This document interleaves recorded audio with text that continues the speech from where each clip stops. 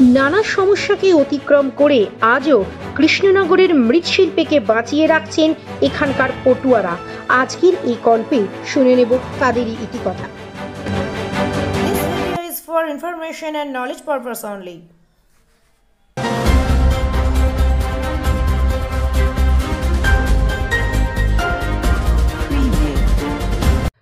দীর্ঘ কয়েক বছর আগে প্রায় 150টি ঘর মিলিয়ে পুতুলপট্টি নামে পরিচিত হয়ে ওঠে কৃষ্ণনগরের ঘূর্ণি মোড় শিবতলা এলাকা। কৃষ্ণনগর যা নদিয়া জেলার সদর শহর। প্রত্যেকটি বাড়িতেই এই অঞ্চলে গেলে দেখা যাবে গৃহবধূ, বাড়ির কর্তারা ক্ষুদ্র নিপুণ কাজের সাথে বিভিন্ন ধরনের মাটির পুতুল তৈরিতে ব্যস্ত।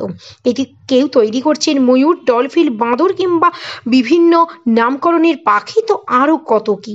কুটির শিল্প বলতে তাদের কাছে এই পুতুল তৈরির কাজ উপার্জনের একমাত্র নির্ভর এই শিল্প। তাৎপর্যপূর্ণ বিষয়ে কেউ মৃৎশিল্পীর সাথে যুক্ত নয়, বেশিরভাগ অধিকারী পরিবার। তবুও পুতুল তৈরিতে এতটাই পটু তারা, সবটাই মনে হবে যেন জীবন্ত উদাহরণ। দিনে 5 থেকে 6 ঘন্টা এই শিল্পের কাজ করে, সেই রোজগারের উপর নির্ভর সংসারগুলি।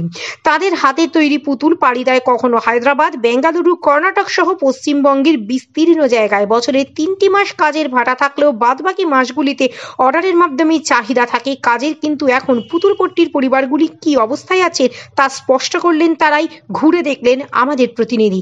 কেউ বলছেন নতুন করে এই শিল্পের সাথে আর কেউ যুক্ত হচ্ছে না। বিগত করোনাকালে শিল্প বন্ধ হওয়ার দোরগোড়ায় চলে যায়। পরবর্তীতে ধীরে ধীরে ঘুরে দাঁড়ানোর চেষ্টায় শিল্পের কাজ করে আগের মতো সেই লভ্যাংশ আর পাওয়া যায় না। সাজসজ্জা, আসবাবপত্রের দাম এখন আকাশ ছোঁয়া, তাই অল্প লভ্যাংশের মধ্যেই এখন এই শিল্পের সাথে যুক্ত রয়েছে প্রত্যেকটি পরিবার। উপায় তো নেই, হাতে করে এই শিল্পের মধ্যে দিয়ে অন্য কাজ তাদের কাছে অজানা। প্রসঙ্গত, পুতুল তৈরির কুটির শিল্পের কারিগরদের হাতে তৈরি পুতুল দিয়েই সম্ভার নদিয়ার কৃষ্ণনগরের ঘূর্ণি মোড়ের বিভিন্ন দোকান। প্রত্যেকটি দোকানে রয়েছে বিভিন্ন ধরনের পটচিত্র থেকে রং বেরঙের পুতুল, ঘরে সাজিয়ে রাখার আকর্ষণীয় বিভিন্ন ধরনের মাটির মূর্তি। যদিও তারা জানাচ্ছেন যতদিন কৃষ্ণনগর থাকবে ততদিন এই শিল্পকে বাঁচিয়ে রাখার চেষ্টা করবে তারা। কৃষ্ণনগরের সরপুরি আর মাটির তৈরির পুতুল, যার বিকল্প এখনো গড়ে ওঠেনি কোথাও। কৃষ্ণনগরের মাটির পুতুল তো অবশ্যই ইতিহাস বিখ্যাত, ভূগোল বিখ্যাত, ঠিক আছে। কিন্তু এখনও এই কাজটা আমাদের পরম্পরায় হয়ে আসছে। তবে কাজটা এখনও আমরা ধরে রাখার চেষ্টা করেছি যে যতদিন কৃষ্ণনগর বেঁচে থাকবে ততদিন আমাদের এই কাজটা যাতে বেঁচে থাকুক। হ্যাঁ, আর আগে তো এই কাজটা পৃথিবী বিখ্যাত ছিলই, এখনও থাকবে। হ্যাঁ, যতদিন এই কৃষ্ণনগরের মাটির পুতুল, সরপুরিয়া, সরভাজা বিখ্যাত জিনিস, এরাও কাজ করি। আর এই আমাদের দোকান পুতুলপট্টিতে চলছে বহুদিন ধরে। আগের তুলনায় কেমন বিক্রি হচ্ছে? আগের তুলনায় এখন একটু বাজারটা, এই অনলাইনের যুগ হয়ে বাজারটা একটু ডিস্টার্ব যাচ্ছে, তবুও ঠিক আছে। কৃষ্ণনগরের মাটিটা খুবই ভালো, উন্নত, যার জন্য এই কাজটাও খুব ভালোভাবে তৈরি করা যায় মাটির মালটা। হ্যাঁ, এই জন্য আমাদের কৃষ্ণনগরের মাটির পুতুল খুবই বিখ্যাত কাজ, ভালো।